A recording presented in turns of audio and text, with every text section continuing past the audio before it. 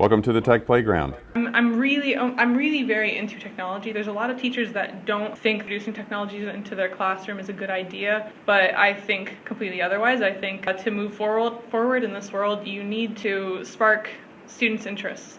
I like to use a smart board for sure, especially when my students are creating their smart notebook files for EdTech 23.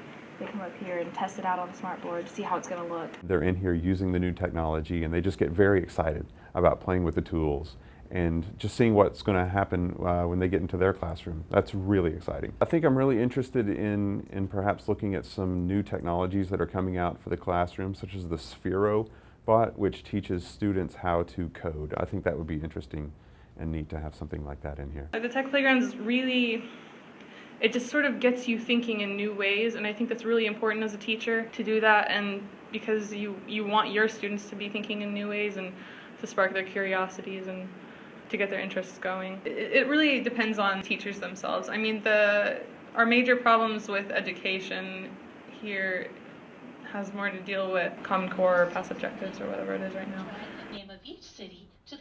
I think we could work with that. If you're really a good teacher and you really do want to teach these kids, then you can look past all those things. It might be difficult, but I mean, you can really make a difference if you really want to.